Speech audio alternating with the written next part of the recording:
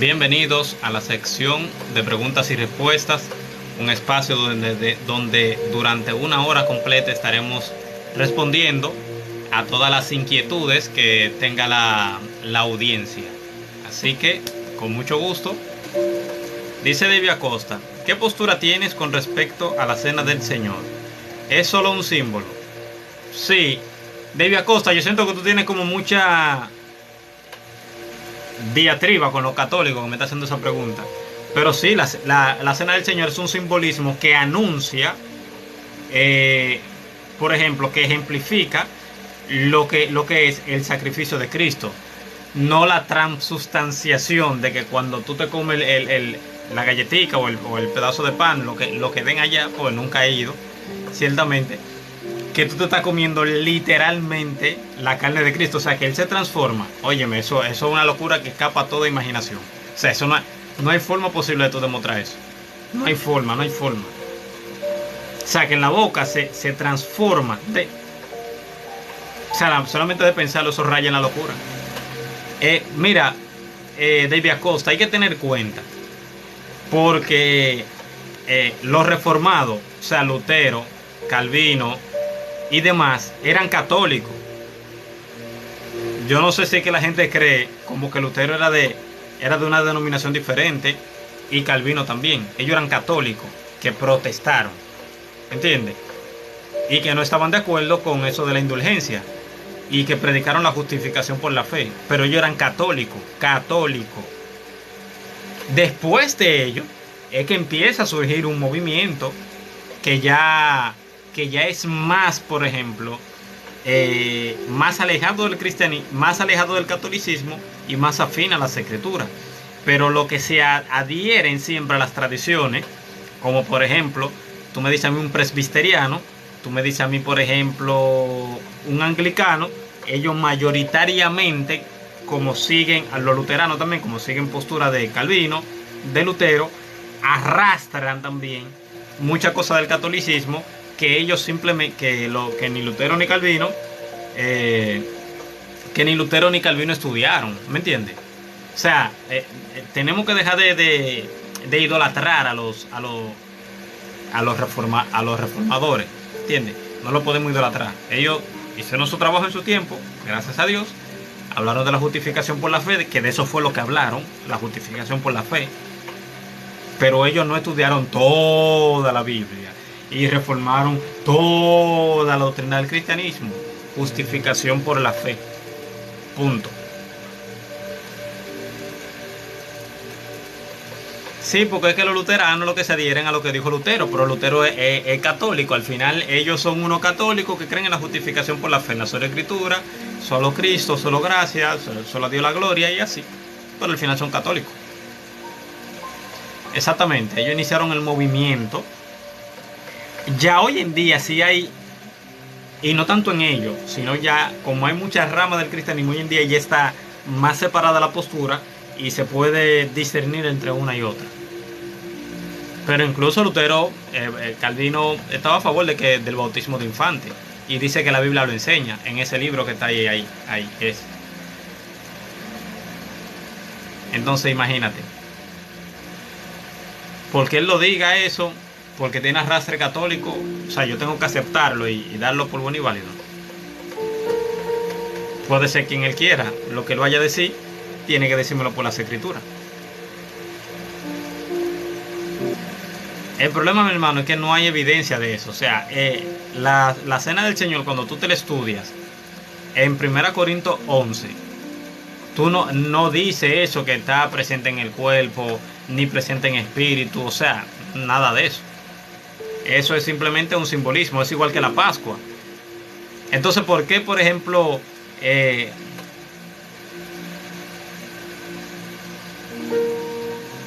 dice Edwin Guzmán, ¿cuál es tu postura, Feliberto? ¿Con respecto a qué? ¿Qué postura tienes con el terraplanismo? Bueno, yo no soy terraplanista, ni creo tan... Ojo, en cuanto a lo que es sentido común y percepción de la realidad, aquí abajo, sin usar nada, por ejemplo, externo, científico ni nada, uno podría decir que la Tierra es plana. ¿Me entiendes? Porque el Sol se ve pequeño, se ve moviéndose y todo, pero hoy en día ya el avance científico creo que ha dejado eso más que claro, tú sabes, es sumamente claro. Las auroras boreales es una prueba de que la Tierra es esférica. La aurora boreal, cómo se forma. Dice Debbie Acosta, ¿crees en la continuidad de los dones? Es evidente que los dones continúan porque la iglesia está en la Tierra.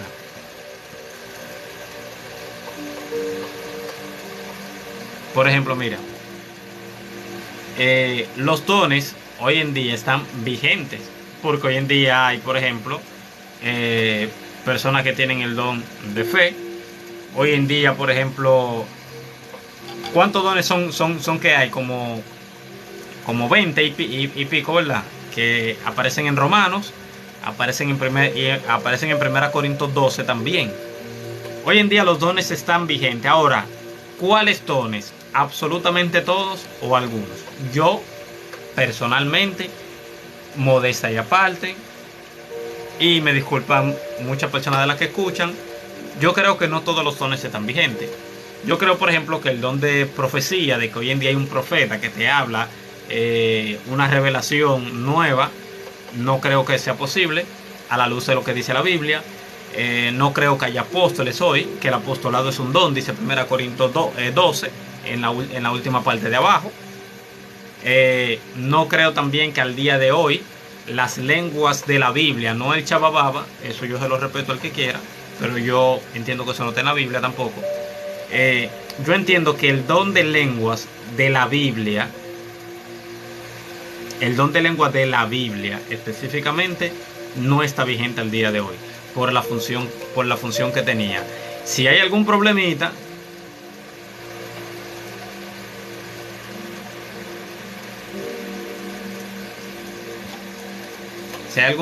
con eso, pues bueno, lo siento. Aquí dice Nelson Isaac Peguero, ¿quién formó la iglesia? ¿Pablo o Jesús? La iglesia la formaron los apóstoles, no Jesús. Jesús deja el fundamento, que es Él, su muerte y su resurrección.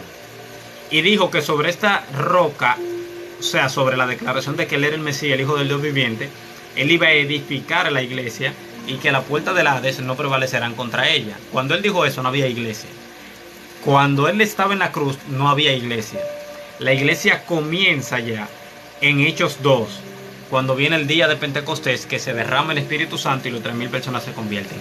En ese momento comienza lo que se llama la iglesia, formalmente. Dice Nelson Isaac Peguero, ¿a qué se arrepintieron? ¿Al cristianismo o al judaísmo? Bueno, mira, es que la separación la hemos querido hacer nosotros hoy en día.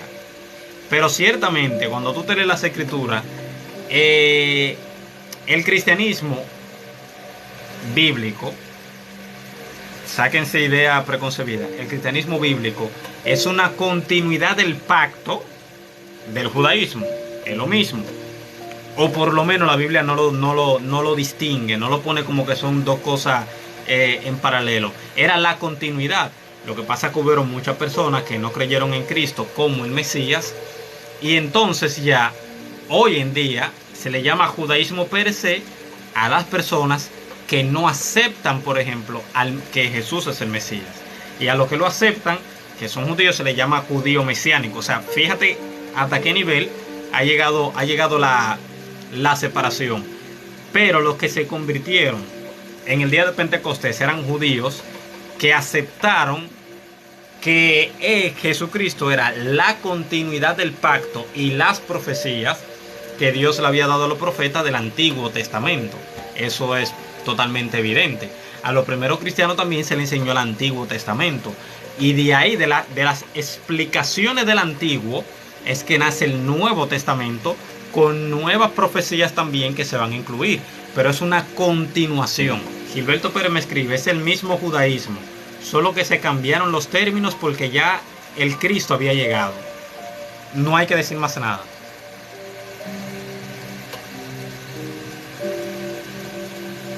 ¿Quiénes son los dos testigos? Dice Isaac Peguero. Bueno, mira, yo te voy a decir algo. Las personas dicen que son Moisés y Elías. Yo te puedo decir que no son ellos. ¿Y por qué yo te digo que no son ellos? Bueno, porque en el Evangelio de Juan, en la transfiguración, Pedro y Juan, que estaban ahí, identifican a Moisés y a Elías, ¿verdad? Y lo dicen.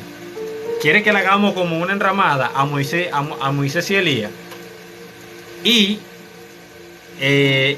quiere decir que ellos por lo menos tenían alguna información, o cuando viene a ver, Cristo después de bajarse de ahí, se lo dijo, y ya como Juan está escribiendo en retrospectiva, porque Juan no escribió ahí mismo, inmediatamente eso pasó, él escribió años después, pues bueno, ya lo aclara Moisés y Elías.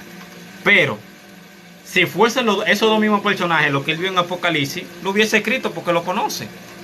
Entonces, si el que escribió no puso nombre, simplemente describió las cosas que hacían, yo no tengo forma posible de cómo yo decirte, bueno, es Moisés y Elías, o cuando viene a ver fulano y fulano. No, porque es que no te dice el nombre. Y yo no estaba ahí y no vi la visión. Y los milagros que ellos hicieron y las señales lo puede hacer cualquiera, porque el poder es de Dios, no de ellos. ¿Entiendes? O sea, sí. ¿Cuánta gente no vieron, por ejemplo, que sanaron enfermos, que profetizaron? Es el mismo don operando en distintas personas. A veces la gente cree que por lo que describe que hicieron es Moisés y Elías. No, cualquier persona lo puede hacer siempre y cuando esté respaldado por Dios. Es eso. Dice May, Moisés ya estuvo con la iglesia viene desde Moisés. Error. Tú no puedes tomar, por ejemplo, la palabra congregación, el uso que tiene el Antiguo Testamento, y decir, congregación ahí quiere decir iglesia. No, ahí quiere decir una reunión de judíos que estaban en el desierto, con Moisés. En el Nuevo Testamento, la palabra eclesía, cuando es referente a los creyentes y a la iglesia,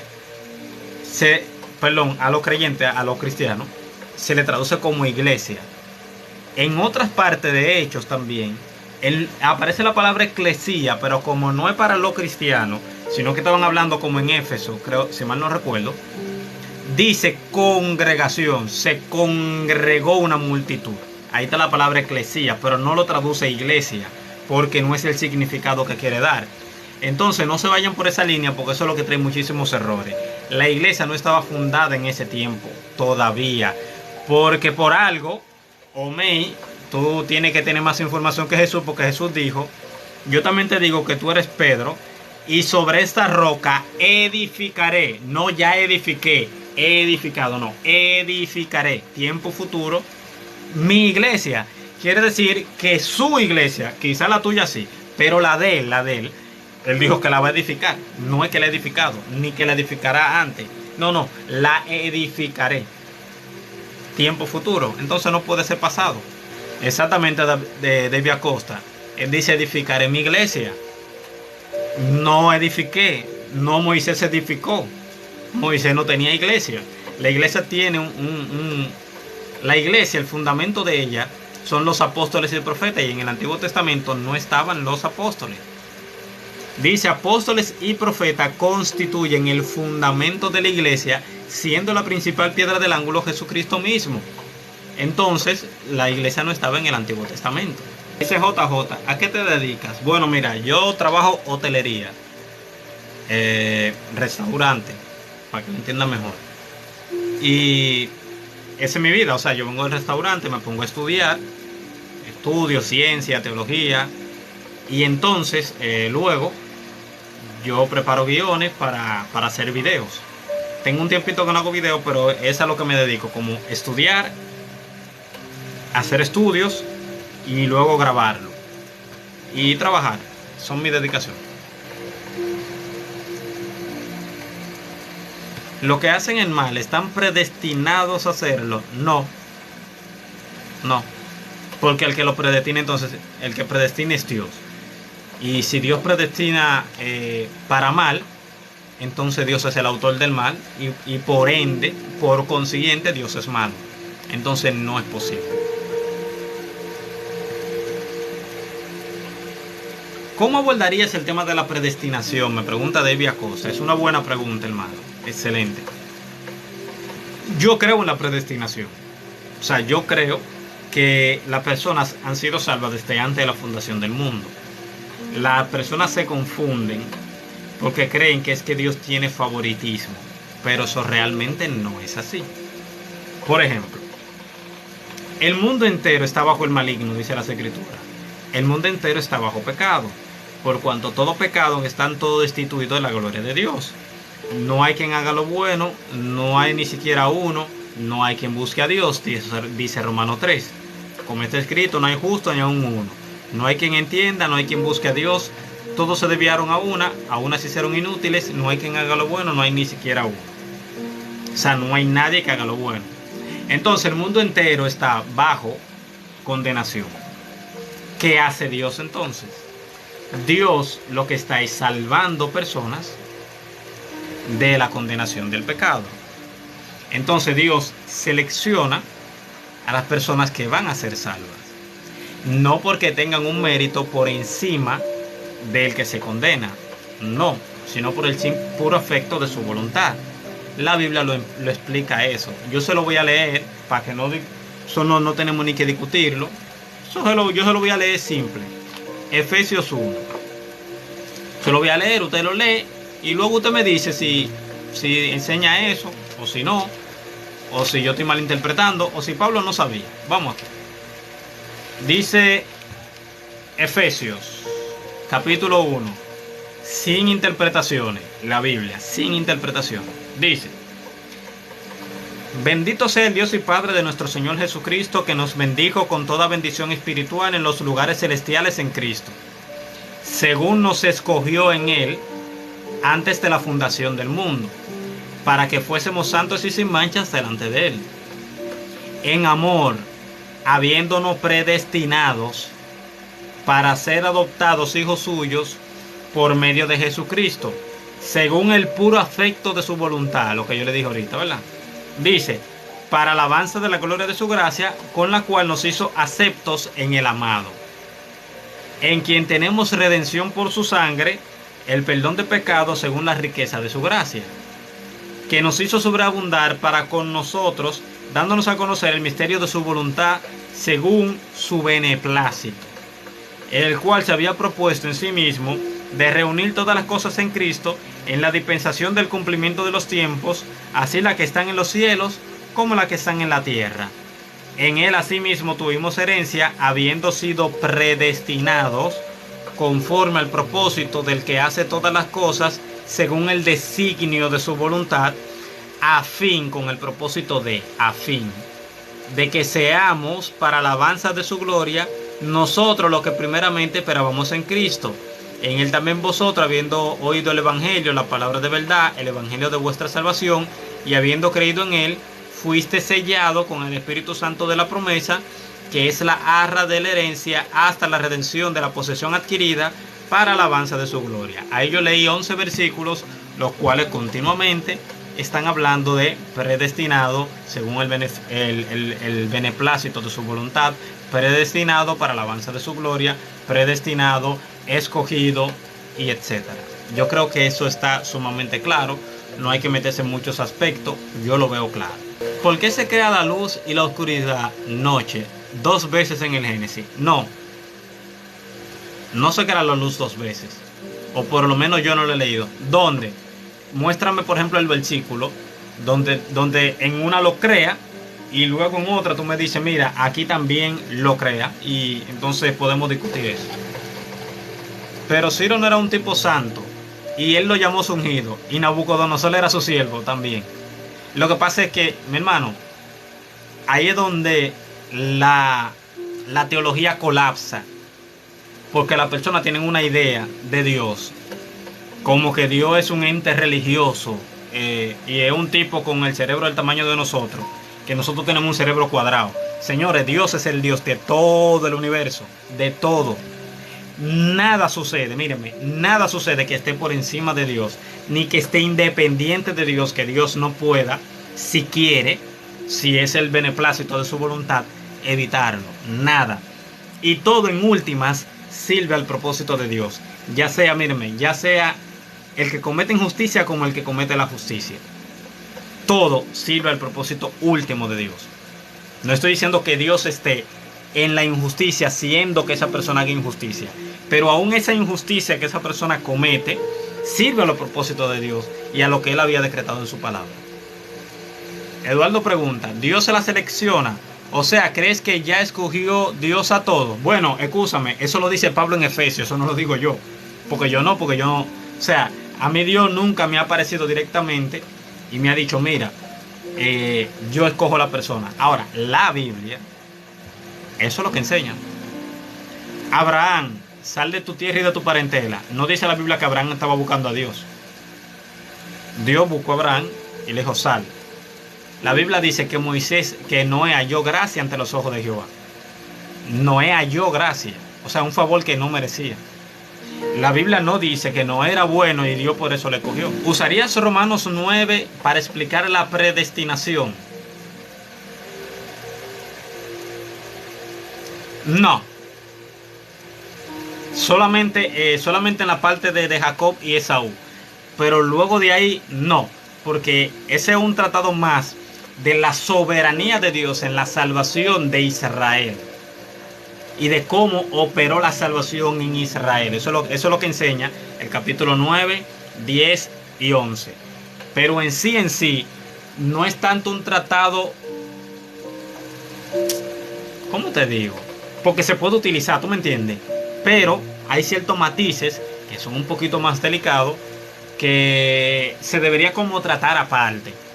Cuando Pablo dice que pues diremos, ¿hay injusticia en Dios? En ninguna manera.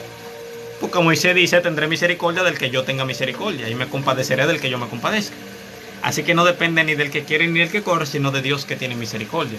O sea, esto no es por esfuerzo humano, esto es Dios que tiene misericordia y salva a la persona. Jeffrey Graviel dice, Génesis 1:3, vamos a leerlo. Yo sabía que tú venías con eso y te lo hice a propósito porque quería ver a dónde te iba a llegar. Vamos aquí.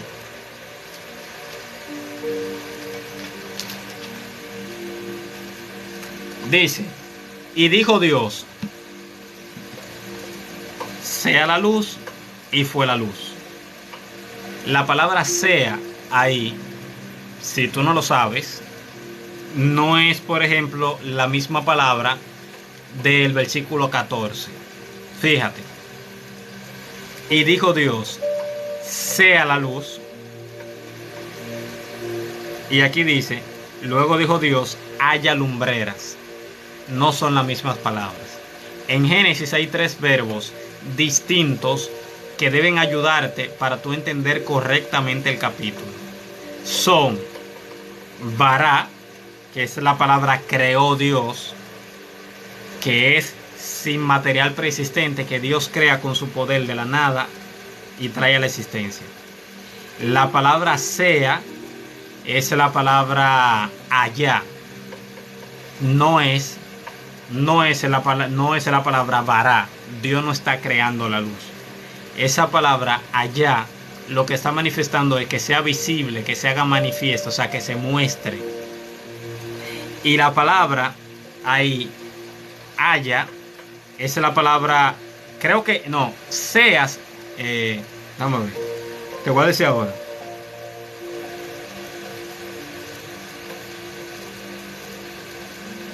Sí, esa palabra ahí, por ejemplo, en ese versículo, cuando dice que haya lumbrera, no está diciendo específicamente que Dios está creando las lumbreras.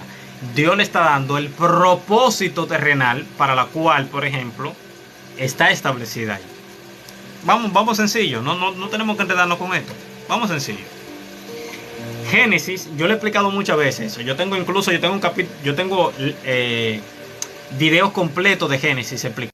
Por si se te hace más fácil, porque tú sabes que ahora mismo yo estoy hablando todo de la mente, no un estudio. Cuando la Biblia dice, en el principio creó Dios los cielos y la tierra, ahí Dios creó todas las cosas del universo. Cuando él baja a lo terrenal, aquí pasa lo que el astrofísico Hugh Ross llama lo que es el efecto fenomenológico. O sea, ya el autor bíblico comienza a describir las cosas como se ve en la tierra, no como alguien que está mirando desde afuera, sino como lo ve el que está debajo. Es decir, el efecto fenomenológico, que es el de aquí, como lo mira. Bien, que por eso es que la Biblia dice que el sol sale como esposo que sale de su tálamo y que se oculta. Claramente el sol no sale, la tierra gira, pero ellos están describiendo lo que ellos ven desde aquí abajo, porque ellos no tienen telescopio. Entonces, cuando Dios dice sea la luz, Dios está haciendo que la luz sea visible, que la atmósfera se vaya adecuando porque, o sea, para que ya los rayos del sol puedan venir entrando y así entonces él pueda poner la vegetación en el planeta. Fíjate que luego de ahí, lo que Dios crea después que separa las aguas y que hace que la luz, por ejemplo, ya penetre en la atmósfera, son las plantas. No es que no había sol, porque entonces ¿de dónde vino esa luz? No es que el sol se crea en el día cuarto, porque entonces ¿cómo pasaron los días? Es una cuestión de sentido común y lógica. Y Moisés no es tan estúpido para Moisés escribir eso y decir, ¿qué yo escribí? Podía editarlo porque él mismo sabía que el sol salía todos los días y que eran 12 horas que duraban. Ya los egipcios manejaban ese conocimiento. Entonces, repito nuevamente, ya todo estaba creado del universo. Dios lo que está haciendo es adecuando el planeta, que está oscuro, que está abnegado en agua. Entonces ya Dios comienza a separar las aguas para que vayan subiendo las islas y los continentes. Va adecuando, por ejemplo, la atmósfera para que vayan pasando los rayos del sol y puedan ir penetrando y sea posible la fotosíntesis.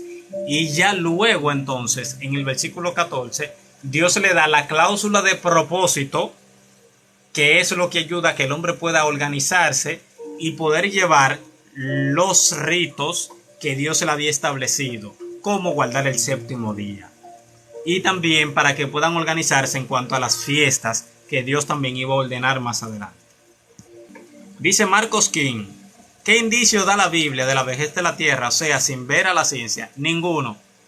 La Biblia no es un libro de astrofísica, ni de astronomía, ni de geofísica. La Biblia no te dice la edad de la Tierra, no la dice, no la menciona en ninguna parte, no hay evidencia de ninguna forma. O sea, no hay forma de tú saber qué edad la Biblia te dice que tiene la Tierra. No hay forma. Ever, muchísimas gracias, hermano.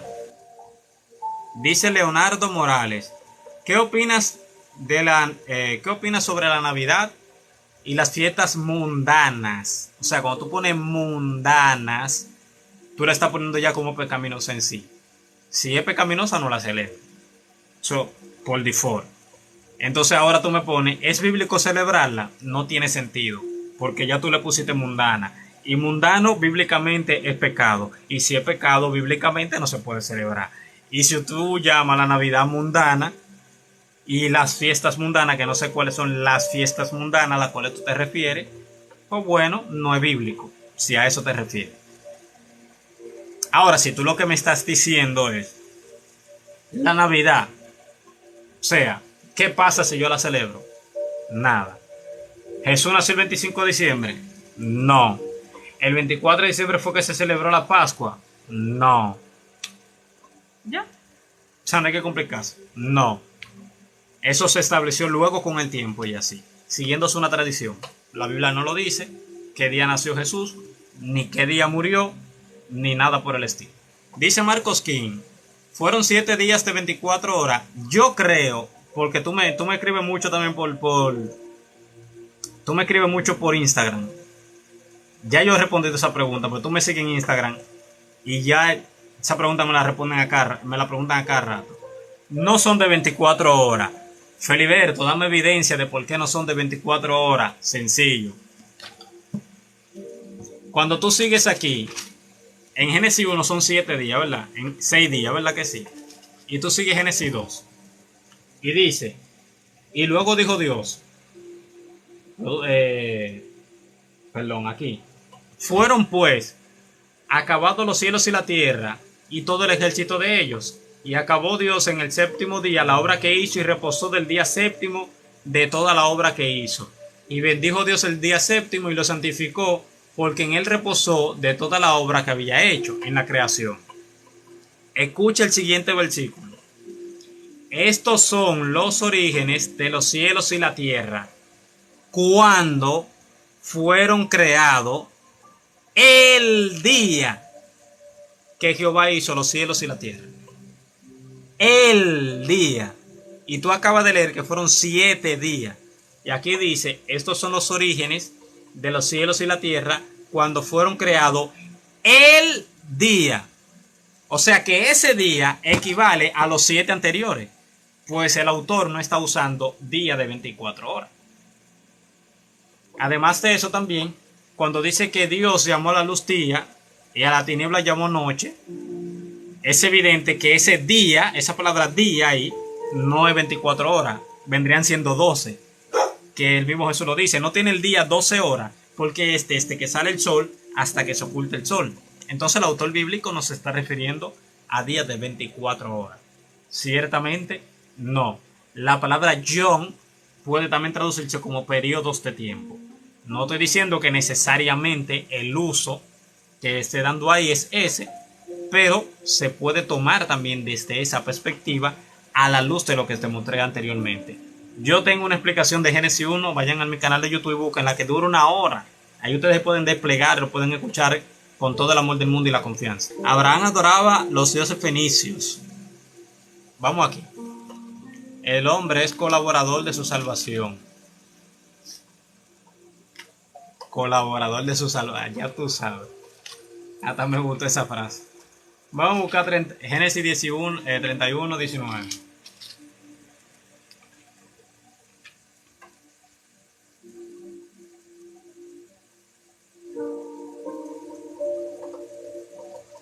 Vamos aquí. Él dice, ciencia y religión dice, Abraham adoraba los dioses fenicios y pone Génesis 31:11. Génesis 31:11 dice lo siguiente.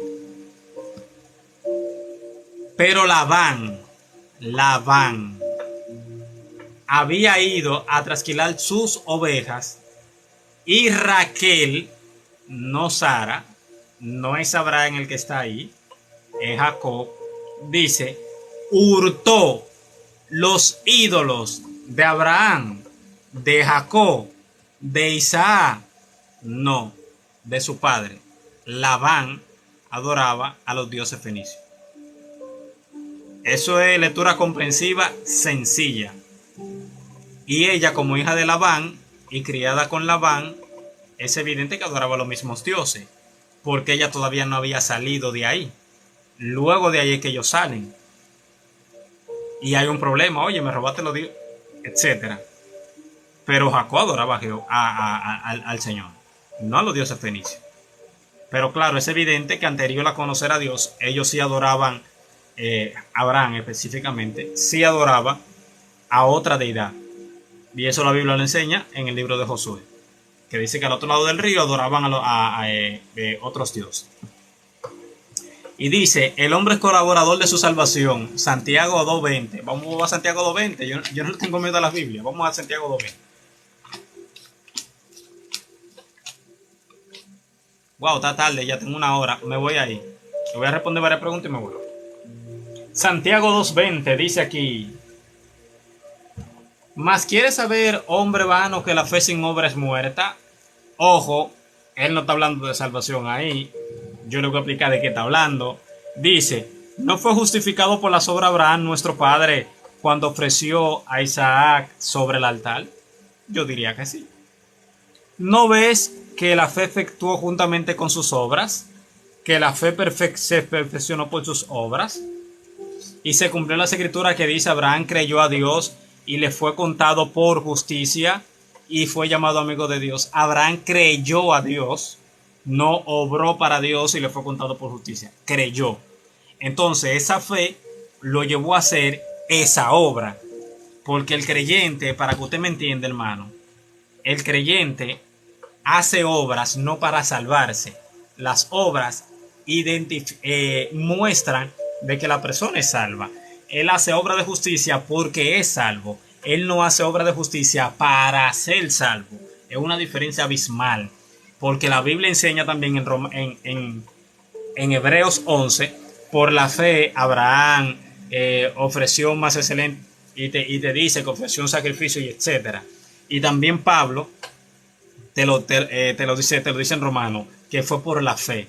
Entonces la gente cree que Santiago y Pablo se contradicen. No, Pablo lo está enfocando desde el punto de vista de la fe, lo intangible, lo de adentro, que es la fe. Él efectuó la fe. Santiago está hablando ya de lo de afuera, del accionar de esa misma fe. Al final los dos están hablando lo mismo. Uno se está enfocando más en la parte intangible y el otro se está enfocando más en lo que es el accionar para llevar a cabo o para perfeccionar, o sea, para que se vea, para que se manifieste de que esa persona tenía fe en Dios. Bueno, esa persona hacía eso. Dice Marcos King, ¿de dónde saca la gente lo de los 6.000 años? Yo te he respondido eso en Instagram, insisto nuevamente, y ya yo te lo dije también. Y tengo videos aquí mismo en TikTok que tú puedes entrar y verlo. Eso fue James Ussher, un arzobispo, que a Enrique VIII, que era un rey de Inglaterra, como hubo la separación con Roma, James Ussher, para congraciarse con Enrique VIII, se puso a calcular genealogía bíblica y a decir que el rey Enrique VIII es descendiente de Adán por la línea de Set. No hay forma de que eso se pueda demostrar, pero él lo hizo para validar lo que es el reinado de Enrique VIII y para ponerlo como una figura preponderante en Inglaterra en aquel tiempo. Entonces para eso él empezó a contar genealogías y demás, y dijo que Adán nació en el 4004 antes de Cristo. Se me olvidó la fecha, pero él lo da con la hora exacta y dice que a las 9 de la mañana. O sea, la Biblia no da esa exactitud ni da esos detalles. La Biblia no te dice qué tiempo tiene la humanidad existiendo, no lo dice.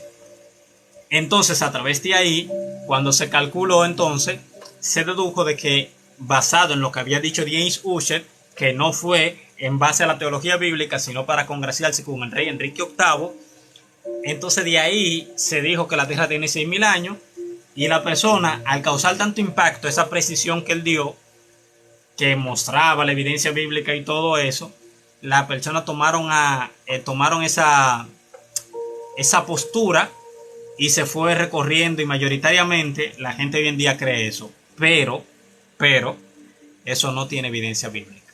Dice Verdad Presente, hermano, ¿qué opinas del nuevo pacto? Somos parte de él. Nosotros recibimos las bendiciones espirituales del pacto, que es el Espíritu Santo y esa ley de Dios porque eso es lo que dice el nuevo pacto. O sea, en lo espiritual nosotros somos parte del pacto. Ahora, en lo terrenal, el pacto tiene un cumplimiento final en Israel, porque fue a Israel y solo a Israel al que Dios le hizo esa promesa. Nosotros, cuando creemos en el Mesías, como el Mesías es judío, nosotros recibimos la parte espiritual del pacto, pero la terrenal, la de la tierra, que te dice Isaías, que te dice Jeremías, y que ellos iban a ser reunidos nuevamente y todo lo demás, es evidente de que eso todavía tiene un cumplimiento futuro en un Israel físico y étnico, no en todos los israelitas del mundo, sino en el Israel que crea en el tiempo que el Mesías vuelva. Por eso es que tú ves que dice, y luego todo Israel será salvo, como está escrito, vendrá de Sión el libertador que apartará de Jacob la impiedad. Y este es el pacto que yo haré con ellos, pondré mi ley en su corazón, y etcétera, etcétera, etcétera. Quiere decir que eso es cuando Cristo venga, que ya Israel tiene el cumplimiento total del pacto. Nosotros somos partícipes de él. Recibimos las bendiciones del pacto espirituales, pero las terrenales, las físicas, son de Israel. Entonces, ¿crees en el fin de este mundo? ¿Destrucción? Puede ser. Hay dos posturas. Puede ser también que esta tierra sea regenerada, porque la creación gime esperando su redención, pero también en Pedro dice que los elementos ardiendo serán deshechos. Entonces puede ser también que la tierra sea destruida y haya un cielo nuevo y tierra nueva, pero nueva en su totalidad. Yo en lo personal, si tengo que inclinarme por una u otra, yo creo que va a haber una regeneración, no una destrucción total y luego entonces de que hace una nueva tierra. Quizá no sea así, quizá. ¿Entiendes? Porque si tú te fijas también en la resurrección de nosotros, los creyentes, dice que los cuerpos se levantarán de la tumba. Es evidente que para ese tiempo los cuerpos no van a estar, pero es algo más como simbólico. Se van a parar de la tumba, van a recibir su espíritu y esa amalgamación entonces va a dar a luz al nuevo cuerpo de resurrección del que habla la Biblia, que es un cuerpo espiritual, que es como el que tuvo Cristo, un cuerpo incorruptible. Entonces es probable de que haya una regeneración y no una destrucción total. Es probable. ¿Por qué Juan dudó y mandó a preguntar si Jesús era el que había de venir o esperaban a otro? Dice David Andrade. Sencillo. Juan tenía la concepción y la expectativa mesiánica que tenía todo el mundo en aquel tiempo. El Mesías venía, iba a derrocar el imperio romano, nosotros y los israelitas íbamos a reinar. Jesús vino y a él lo metieron preso y están a punto de matarlo. Él dijo, espérate. Pero no se supone que cuando el Mesías llegara nosotros íbamos a estar libres, ni íbamos a ser esclavos de ningún imperio y íbamos a derrocar el imperio romano. ¿Cómo es eso que yo estoy predicando y me meten preso y me van a matar? Entonces él dijo, diles si eres tú el que había de venir o esperamos a otro. Es evidente de que lo que ellos no sabían era que había una segunda venida, que Cristo venía primero a morir por el pecado, para que el hombre entonces pueda acercarse a Dios verdaderamente, y entonces luego cuando él viniese es cuando se iba a reinar. Por eso es que en el Antiguo Testamento está todo como reburujado. En una parte dice que el Mesías viene y reina, en otra dice que el Mesías viene y muere. Los judíos decían, espérate, el Mesías no puede venir y morir, porque aquí dice que va a reinar eternamente. Entonces ellos decían, cuando habla de muerte se está hablando de Israel. Por eso hay muchos que piensan que Isaías 53 se habla de Israel, pero eso ciertamente está hablando del Mesías. El Mesías venía en una fase primera de muerte, resurrección, para limpiar el pecado del hombre, porque si tú no naces de nuevo no puedes ver el reino, ni puedes entrar al reino. Entonces cuando el Mesías venga nuevamente, va a venir a reinar, y entonces los que crean en su obra son los que entran al reino. Dice Ronald Venegas, no me digas que eres un creyente anticapitalista. Yo no soy anticapitalista ni tengo ninguna ideología política. Yo lo que estoy diciendo es que yo no dejo que el sistema me condicione y me diga cuándo yo tengo que comprar cosas. Es eso. Yo soy un tipo extemporáneo. O sea, atemporal, vamos a decir así. O sea, yo compro ropa cualquier día del año. Regalo cualquier día del año también. Y así, o sea, yo no, ni mi cumpleaños, la gente no sabe que yo cumplo años. Yo nunca en mi vida he celebrado un cumpleaños, la gente no sabe. Ni me interesa que me feliciten, ¿entiendes? Yo no, o sea, yo no me dejo medir por eso de llegar a mi cumpleaños, tengo que comprar ropa nueva, tengo que publicar, nada de eso. Dice Jeffrey Gabriel, si puede que haya una generación del mundo, ¿para qué servirá que vayan todos los escogidos al cielo? Si puede que haya una generación, una regeneración del mundo, ¿para qué serviría que vayan todos los escogidos al cielo? Bueno, mire, la idea del cielo es una idea muy linda, pero que no está en la Biblia. Te explico. La Biblia dice que los justos heredarán la tierra. Y la Biblia dice que la nueva Jerusalén descenderá del cielo y que va a haber cielo nuevo y tierra nueva. Quiere decir que nosotros vamos a vivir en cielo nuevo y tierra nueva, no allá arriba. Ahora, cuando el creyente muere, va directamente a la presencia del Señor. Eso lo enseña Pablo cuando dice que nosotros, mientras estamos ausentes en el cuerpo, estamos presentes en el Señor. Y cuando él dice, teniendo deseo de partir y estar con Cristo, lo cual es muchísimo mejor.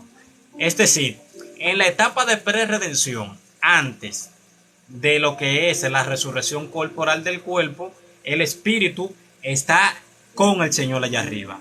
Eso le enseña Apocalipsis 6, cuando dice que las almas de los decapitados estaban clamando, diciendo: Señor, ¿hasta cuándo no juzgas y vengas nuestra sangre?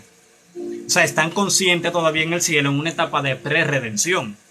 Entonces ya luego, cuando todo termine, que venga entonces la resurrección, entonces nosotros vamos a vivir en un cielo nuevo y una tierra nueva, una tierra regenerada, aquí abajo. Y dice que el tabernáculo de Dios estará puesto en el medio de la tierra, aquí, no en el cielo. Nosotros no estamos hechos para vivir en el cielo.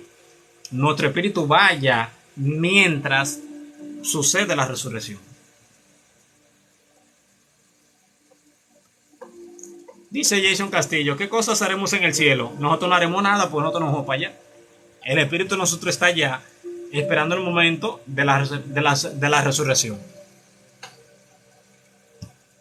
Dice Jeffrey Graviel, ok.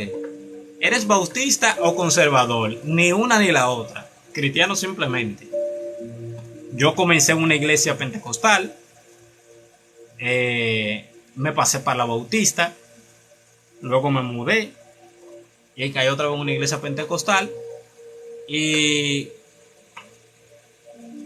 ya, eso es.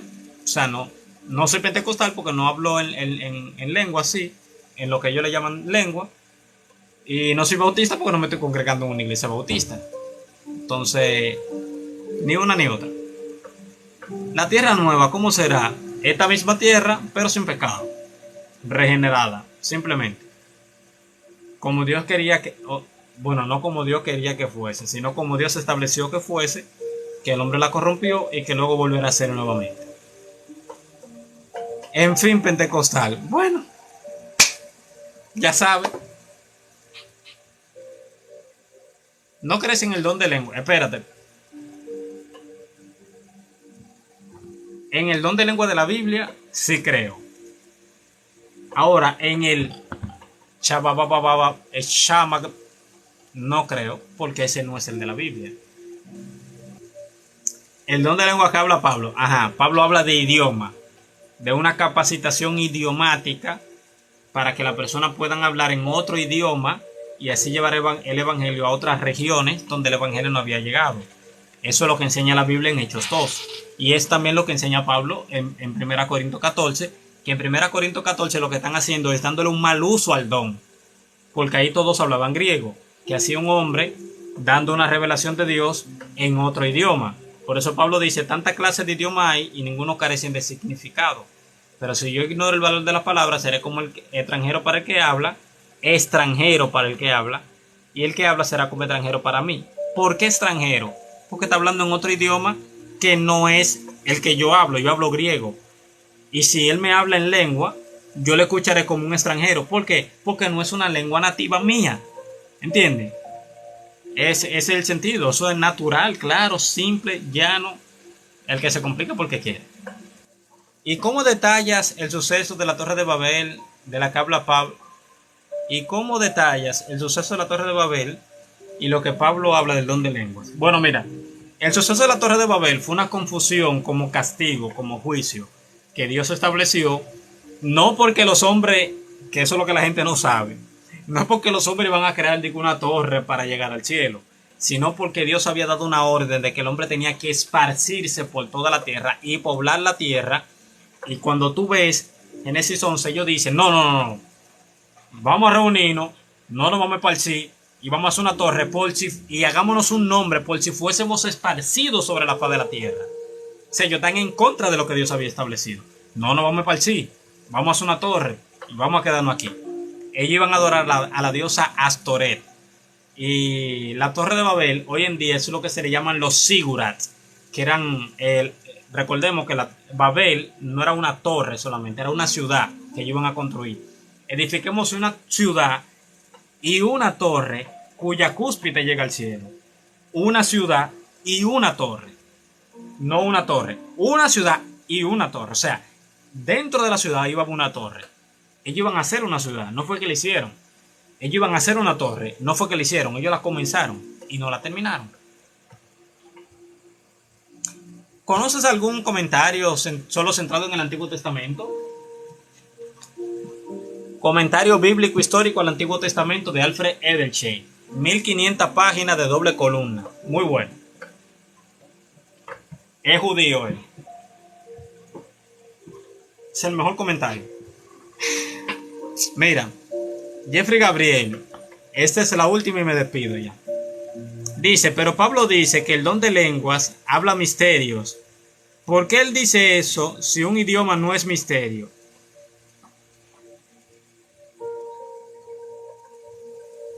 Misterio en la Biblia es una verdad que no había sido revelada hasta ese momento.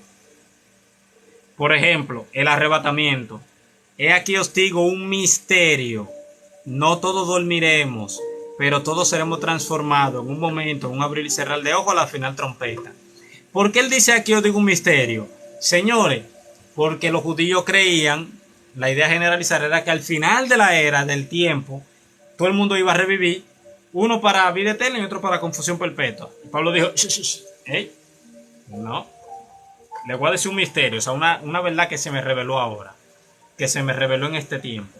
No todos dormiremos, pero todos seremos transformados. O sea, no todos vamos a morir, pero todos vamos a ser transformados en un momento, en un abrir y cerrar de ojos.